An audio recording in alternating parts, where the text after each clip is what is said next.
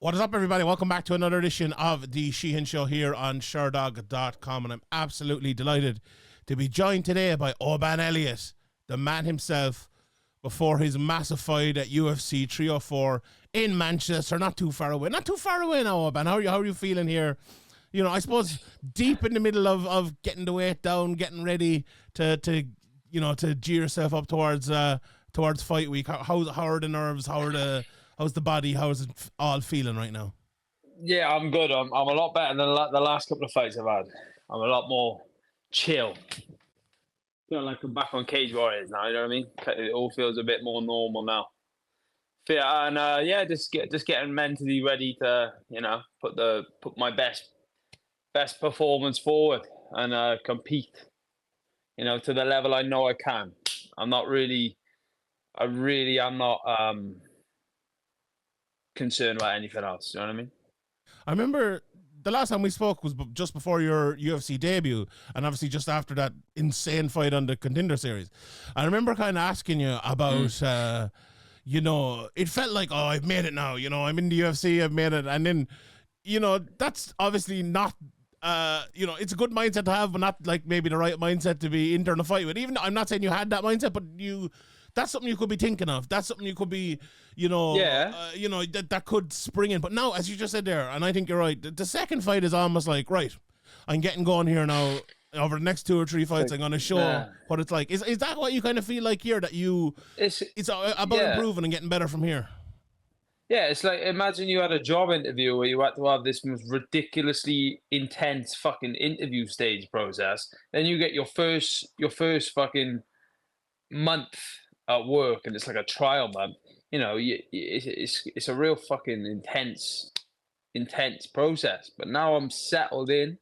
It's a lot easier to deal with on the mind. How else could I have felt in the last, what are we, July? In the last nearly 12 months. The last 12 months nearly. It'd be 12 months nearly. I've just been processing that. I've been chasing something for 25 years, 20 years, I've been chasing something for 20 years. I finally get there. It's not just going to sink in like that. You know what I mean? It's like it's like a transition. I know all the while I had to,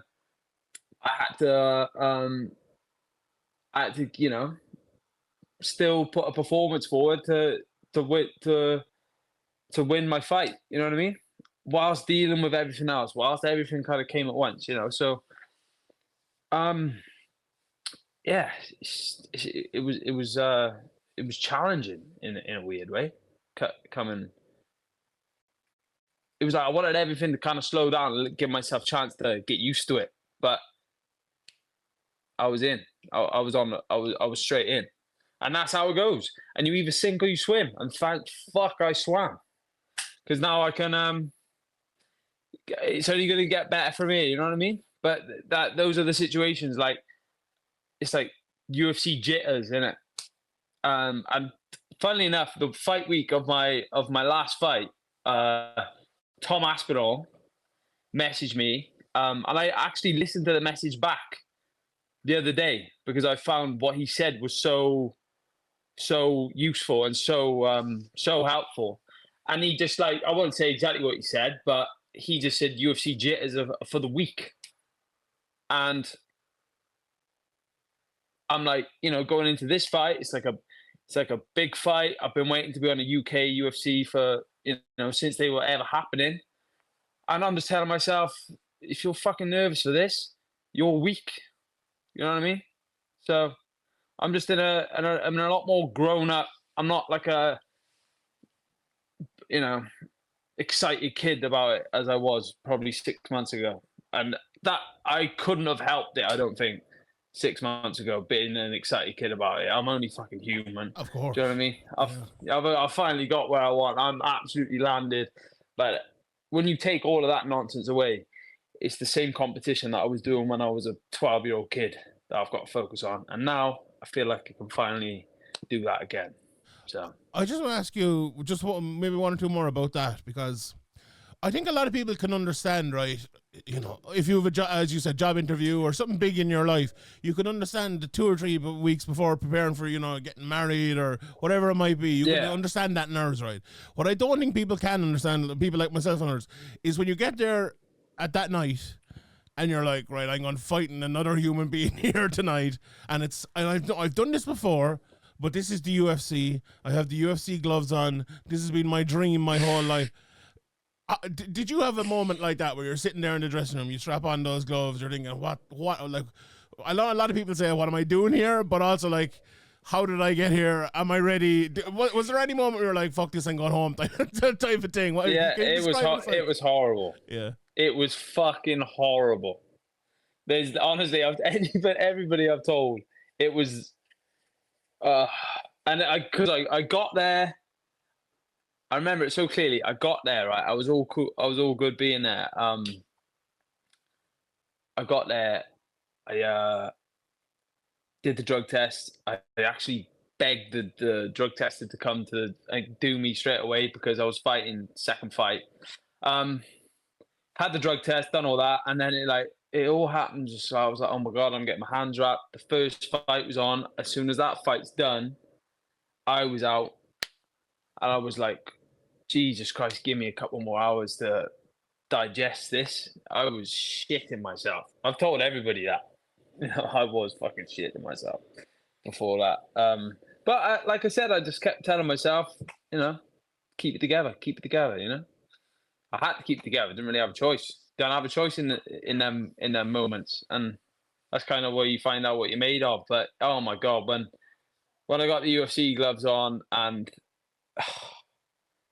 I was just looking around, thinking, something, please make me feel better about this, because I've waited so long to get here. It's finally here, and it is terrifying. I'm like, oh my God, the trouble is, and I'm sure every fighter's guilty of this as well, you're visualizing like the success. You're also visualizing what it could be like on the other side, and it's like, fuck. You know what I mean? It's all racing through your head. But the only thing really that matters in that moment in time is concentrating on how you're going to perform in the competition that you've got in the next few hours. So, yeah, that's kind of what got me through it. But my God, it was tough. Yeah, it was I wouldn't say the UFC jitters got the better of me. I'd say that I've fought them off. Thank God. But I can see fully how they really do affect people, because when you're in that situation, it is fucking terrifying. Honestly. Was there anything different like about, and this might be a weird question, but I've always wanted to ask it, like, when you got into the cage, was it a different texture? Or the gloves different? Was there anything that like really stood out to you, like, oh shit, I haven't experienced That's the only time I felt all right, honestly. I was like, oh. You just hear like a plain noise. You hear the ching ching of the, because when you're watching it on the TV, you've got your commentators, you've got the special effects, the little noises. Yeah. And when you're in there, it's just cage, crowd. Ooh, like, wow. You hear the nuts, the bolts. And then when it was just me, him, and the ref and the cage, that's the only time where I felt all right. I was like, this is so like normal now. But it was only when the cage shut, when Bruce was calling my name, I couldn't look at him. He was fucking doing the thing, calling me out. I was like, I can't fucking look at him. I couldn't look at him. And then afterwards, after he did it, I finally looked at him, fist bumped him. And then when everybody cleared out, it just felt like a normal fight again. So I know that going into this one, it gives me a lot more of like, oh, thank fuck, that's out of the way, you know? And it's, yeah, but we're mad old build up. I probably made it worse for myself in my own head, because I care about it so much, you know. Yeah, that's not, and I don't think there are many bigger fans as MMA as you, like even fighting or whatever, because like, yeah, you know, I obviously haven't talked, and like it means a lot to everyone, but I feel like it means more to you. So to be able to do that, I suppose, is massive, and to be able to go here. I also want to ask you after that. Right, the fight, we know how the fight went, and it was, I think it was an underrated performance, actually. I watched it back yesterday. Yeah. What did you think of it overall? Just before we maybe move on, like you showed a lot of your different skills. Obviously, you'd showed different skills in the Brito fight a few weeks before, and so I think you proved two different things in those two fights. What do you think looking back on it? It wasn't the most entertaining, but it wasn't really. He didn't. If you've got a dance partner that's like kind of shutting you down a bit, it makes it a little bit more. There's a little bit more action going on. But he caught me with that shot that I didn't see, and it just come out of nowhere after I caught him. I got the takedown, and then when I had the takedown, when I had his back, I realized just the level difference on the ground.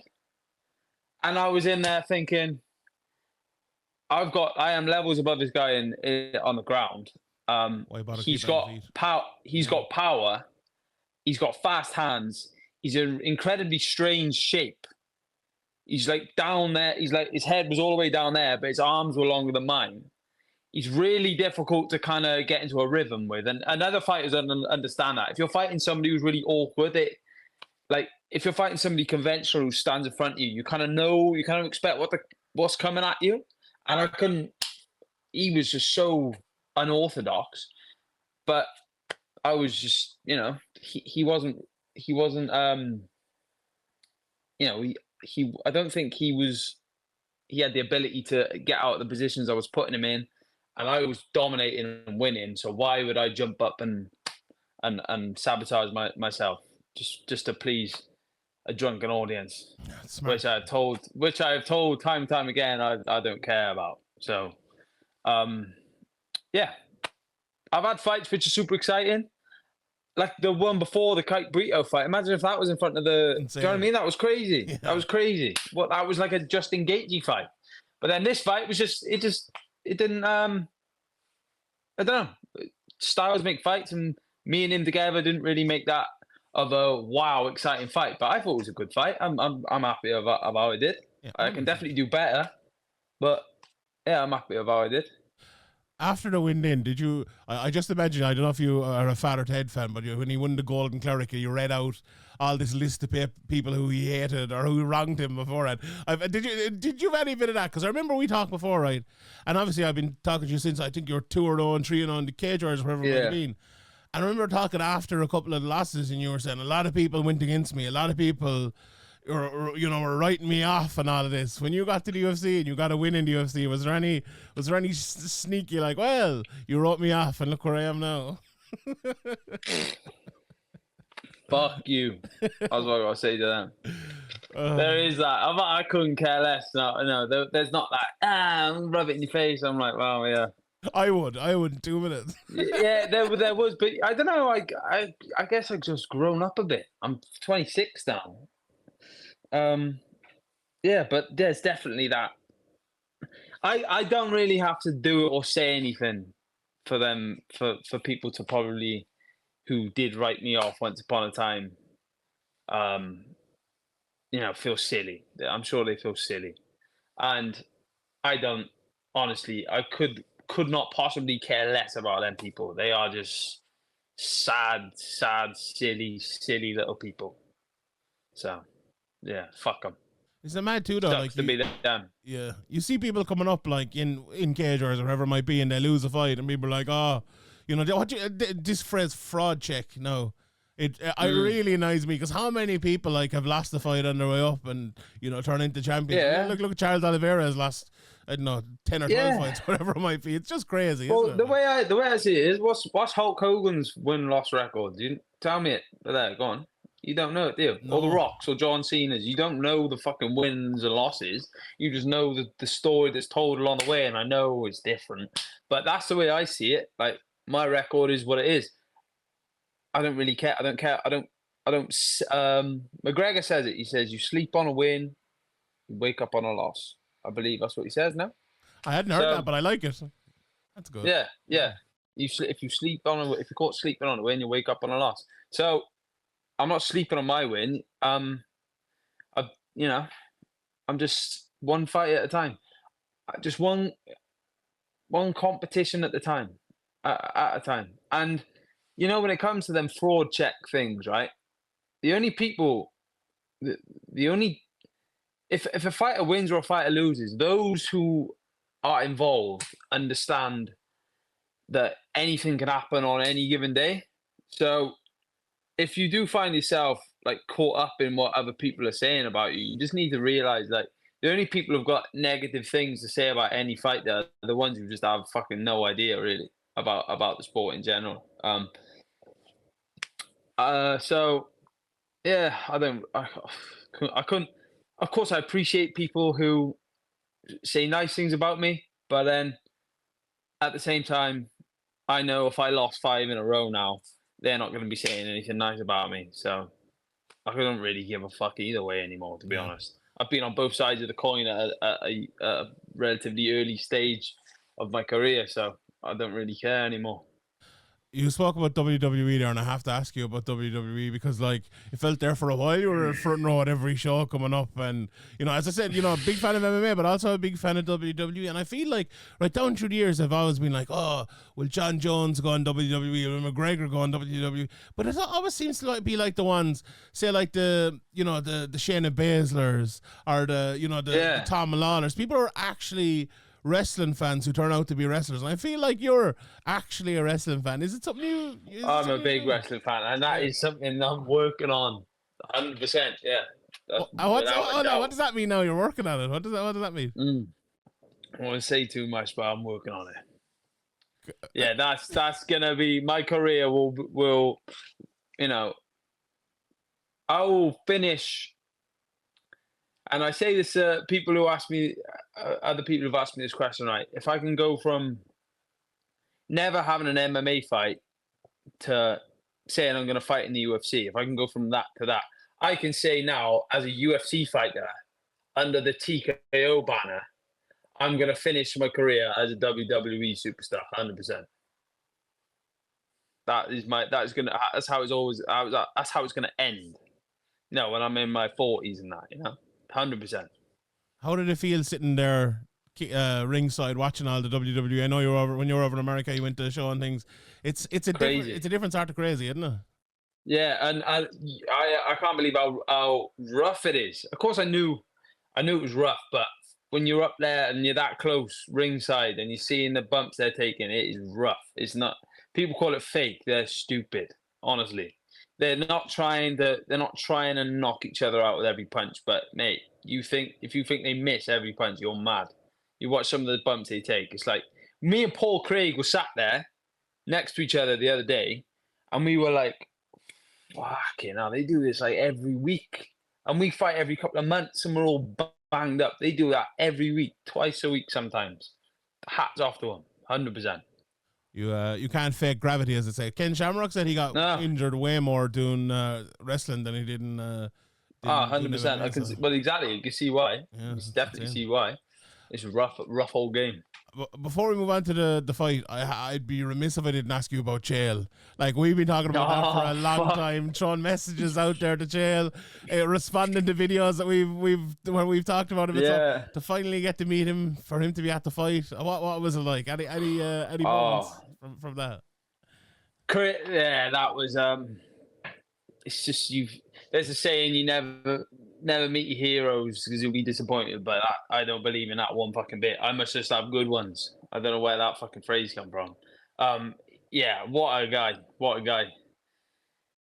And yeah, that was so surreal. Still is surreal, him being at my UFC debut fight, like fucking hell.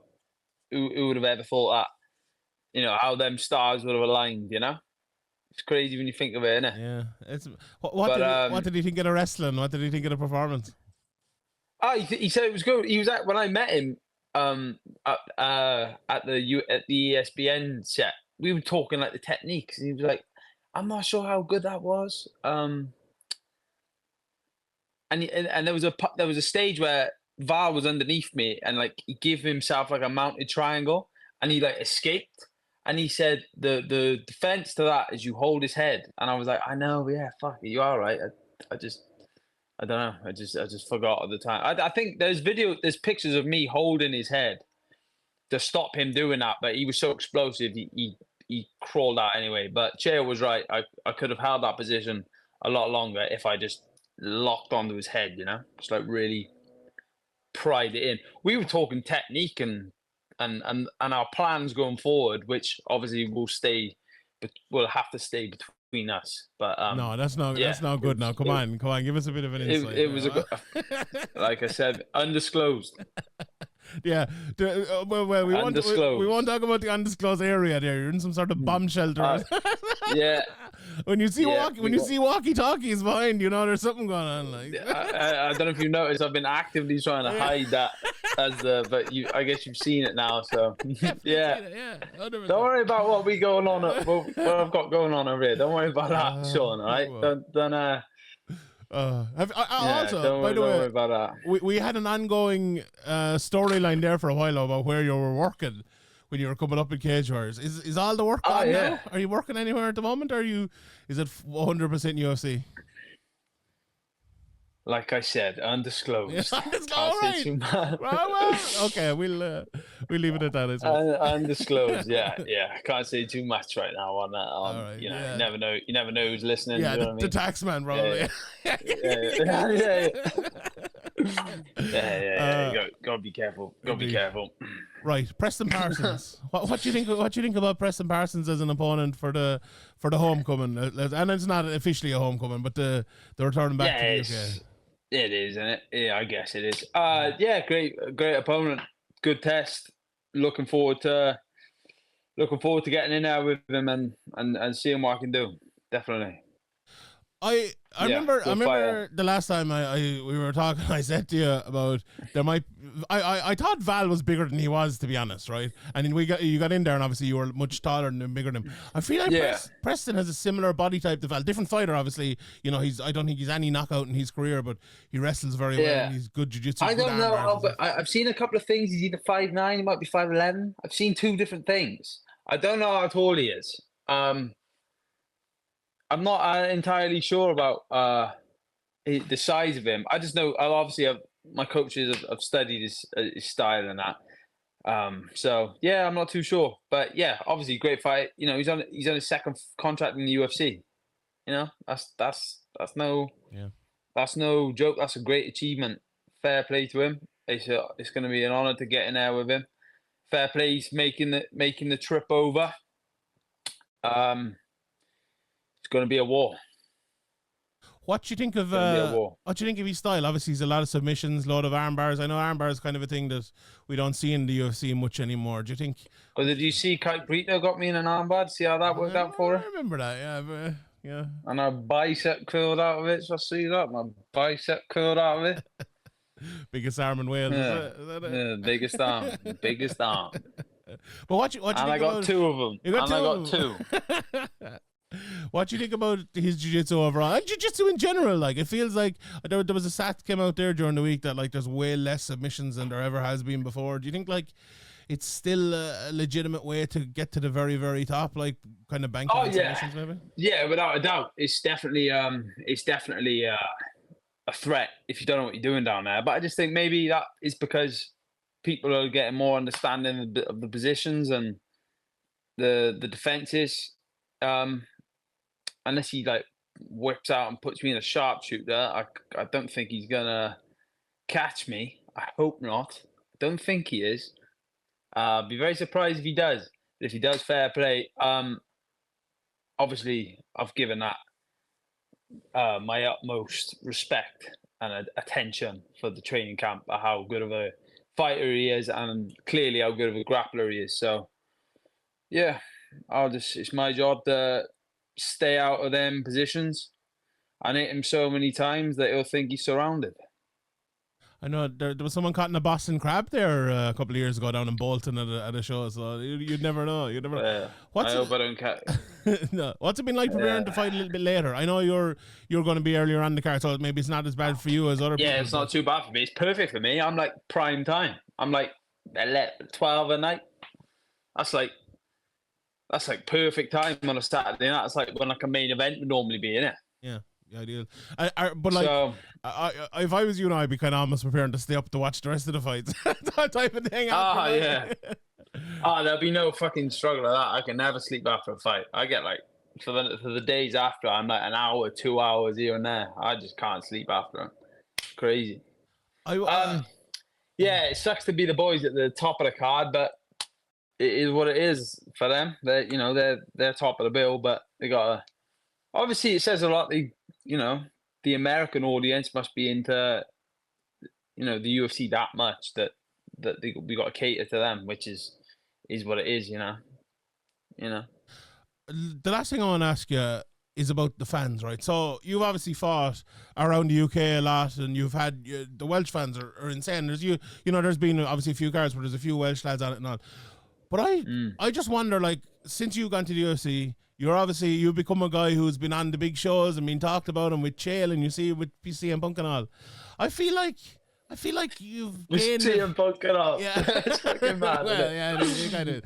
I feel like you've gained a lot of fans along the way. Like, do you feel that? Do you hear like people? I'm going to travel up to Wales. I'm going to come. Is there going to be a big audience there for you? When you go early? From what I can gather, there will be a lot of people making the trip. Obviously, my close friends and that have all arranged.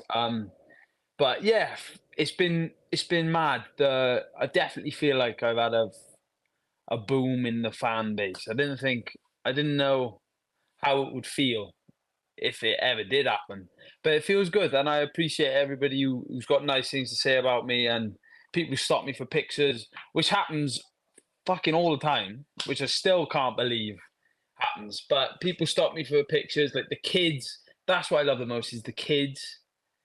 They've got maybe someone who are like and like mothers or parents will spot me. Oh, my son loves you, my daughter loves you, kind of thing. Fans, that's awesome. I think that is honestly such a crazy feeling, because I remember being a kid, being an absolute mad fan, and the fact that somebody's a fan of me, and it's very, very, it makes me stop and reflect quite a lot. I'm just like, fucking hell, wow.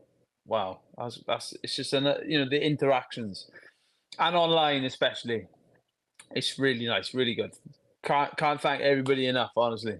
I feel like as well, you've always been someone who's fought for someone else, if you get me that way. Like, you fight for yourself, but you fight for your family, and obviously and to add, I suppose, all the fans into that as well, myself.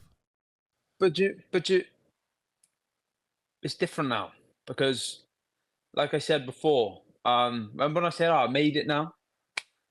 That was the promise I always wanted to keep. Like, I've done that now. The one promise I always wanted to keep: get to the UFC, get to the UFC, get to the UFC. That was the promise for my family. That was the promise I made to myself. In the midst of the losing my father, that was my goal. But now I'm here.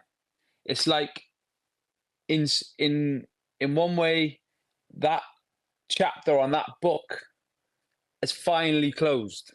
That book is finally closed. It feels, obviously not fully, but that to start in a way, that book has closed. That was the final chapter. I made it. Now this is all about me just going out there and performing like I know I can fucking perform, because it's just that I'm gonna level up again. You know what I mean? I'm not satisfied just by getting here. Now I have to level up and fucking stay here and become one of the best. And I know I can do it. I know it's in my capabilities to do it. So I'm gonna make sure. I'm not gonna hope. I'm not gonna pray. I'm gonna fucking make sure it happens. 100%. July 27th, the Co-op Live, Manchester, England, Oban, Elliott, next fight. I cannot wait for it. Best of luck, and we'll be talking to you again after it. Yes, brother. Top man. Thank you, Sean. Always a pleasure, mate. Thank you, Oban.